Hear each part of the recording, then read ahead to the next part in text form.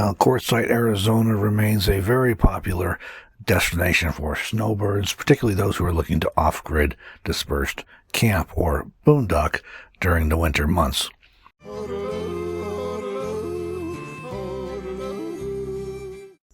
Quartzsite's a small town, most of the year with only, I think, 2,000 or 3,000 people in permanent residence, but during the winter months, especially around January, those numbers balloon almost exponentially, depending on which set of numbers you believe. Nearly 1 million people, or more than 1 million people, or nearly 2 million people come to the Quartzsite Desert or the Sonoran Desert around Quartzsite, Arizona each winter, because there's so many people there, and because we value our solitude. We value spending time in nature, being able to experience nature as closely as possible, and have clear, open views for photography, wilderness photography. We had to hunt quite a bit to find some isolated places. We did manage to do that at a couple different locations, though. 2 of them were right around Quartzsite, our first and our third campsites of the year. The second was actually on BLM land near the Kofa National Wildlife Refuge. That's actually the one spot I did not get drone footage, in part because drones are not allowed to fly over National Wildlife Refuge areas. Even though we were just outside of the park, I didn't take a chance, and we didn't fly there. After spending a week or so at Kofa, where we also hiked Palm Canyon, which you may have seen that video by now, we went back to Quartzsite because we were approaching time for the RTR, and I needed to be up in that area for some work projects. Well, we had to hunt around again because we'd actually been sort of chased out of our previous site with some people coming in and camping close, and it being a whole group of people. And while they weren't the noisiest people around anywhere, we definitely knew that they were there. And so we wanted to find a quieter, more remote spot to enjoy nature and some solitude and the wilderness. So we did that. We were able to find a place.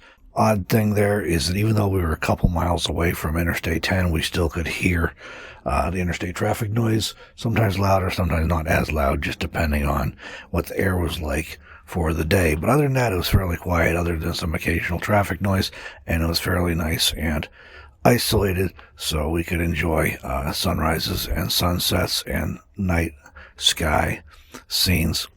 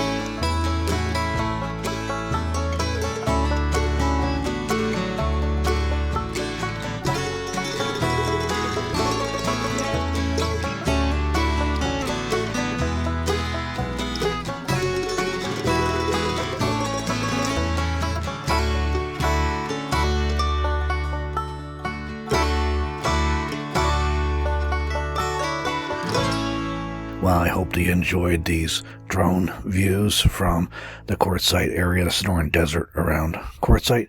If you did, please hit the like button. If you're not already, don't forget to subscribe to the channel if you're not yet, so you'll be notified when we publish new wilderness scenery videos like this one. Thanks for joining, everyone. We will catch you in the next video. Hallelujah.